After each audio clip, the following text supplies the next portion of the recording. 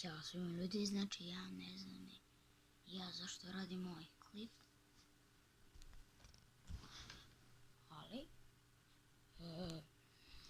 kako to da kažem, znači glup je klip, ispašće glup.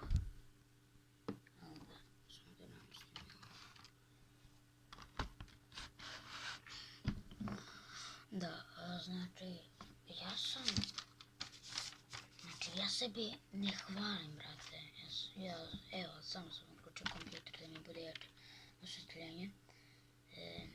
Da zanemarite kreveta. Sad ću da spavam. Ja ću vam reći kako sam ja postao, kako sam ja imao želju da počnem da igram fudbal. Da. Znači, ja sam prvi put zaigrao fudbal kad sam imao, ja mislim, 4-5 godina.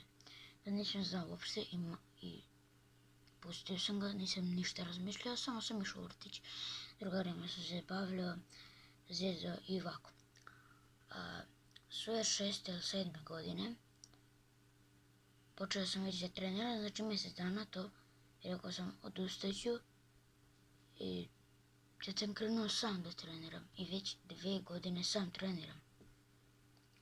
Sad, na primjer, neki trikovi, evo ja naučim trikovi, ja znam da titram, znači ja mislim najmlađe dete, dobro ne baš najmlađe, ali sa 7 godina sam isto trebao 115, niko mi neće vjerovati, ali majke mi moje sam isto trebao 115.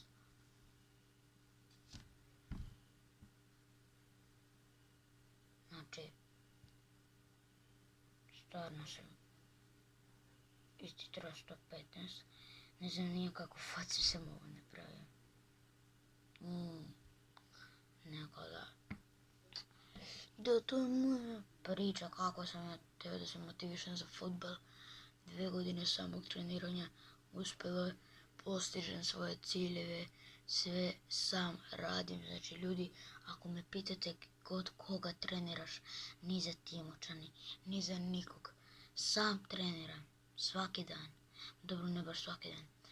Idem posle škole, sad nije škola, ali krenuo sam i kada je bila škola. Idem u školsko da treniram. Tad sam trenirao po pola sata. Sada treniram po 2-3 sata. I postajem sve bolje i bolje svojim ciljevima, bližem se svojim ciljevima.